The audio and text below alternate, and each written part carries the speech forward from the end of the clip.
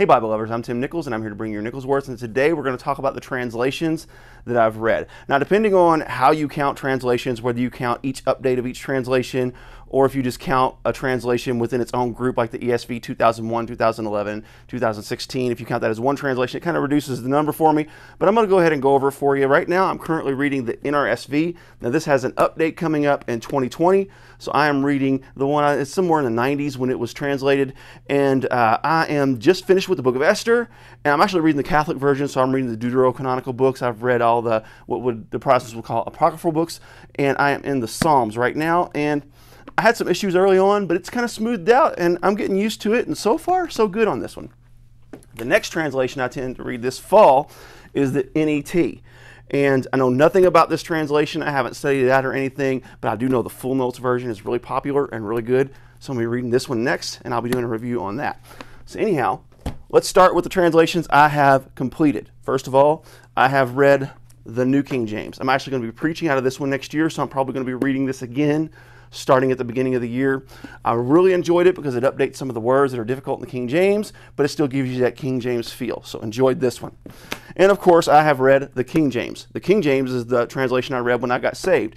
It does have some difficult spots, but it does read beautiful, especially in the poetry. The NLT. I've read the NLT. Right now, this is the only NLT I have because this is my most popular translation to give away, and I've got one out for a rebind, which is shipping today. I'm pretty excited to see that. I'll be giving a review on that. But I have read the NLT, and I really like that it's smooth and that it makes some of those difficult things to understand easy to understand, but it does kind of get weird in the poetry because Hebrew poetry and even Greek poetry is really tough to translate into English. So for that, I'm going to kind of knock this one a little bit, but as far as readability and understandability, even for like young people, this is a fantastic translation.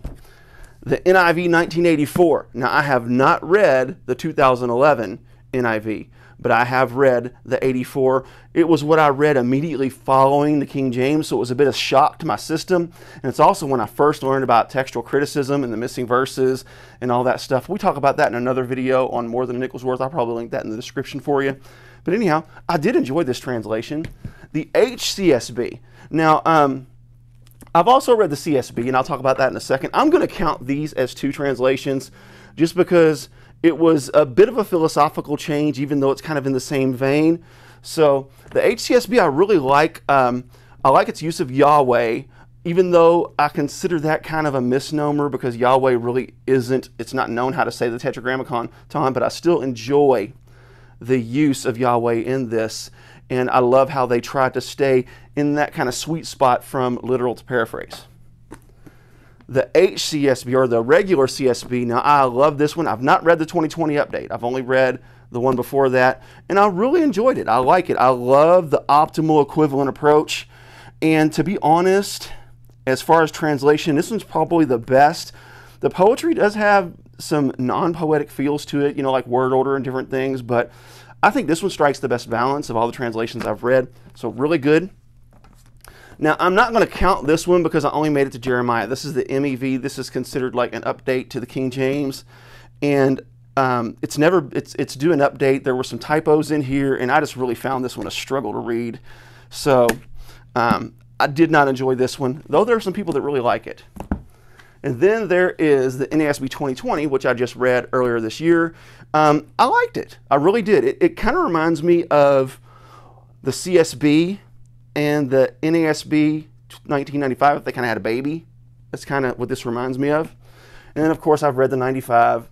Read it for the first time a couple years ago. I really like it. It is a little wooden. It does have some weird issues in some of the words, but overall, I really super enjoyed this translation. And I have read all three, the 2001, the 2011, and the 2016 editions of the ESV. I'm only going to count this as one translation. So let's take a count. So far I've read one. We're just going to count these three as one. I'm going to count these two as one as well. So we're going to say two. Not going to count that one because I couldn't finish it. 3. I'm actually going to count this as a separate translation. 4, 5, 6, 7, 8 different translations, working on 9, and then moving into 10. So if you want to count all the updates, just for the sake of doing it, we'll say 1, 2, 3, 4, 5, 6, 7, 8, 9, 10, 11. Working on 12 and 13. Plus, I have read the Passion Translation. If you want to call it a translation, it's definitely a loose paraphrase, not a translation at all. So that would put me up to 13 once I'm completed with this group and a half. So anyhow, why have I read all these translations? Because I love to bring balance. I love to have understanding of the word. And I really enjoy kind of having my system kind of jarred when you see that different rendering. And it's like, whoa, wait a minute. It makes me want to compare. So anyhow, how many translations have you read? Let me know in the comments. Keep calm. Jesus on. This is your Nicholsworth.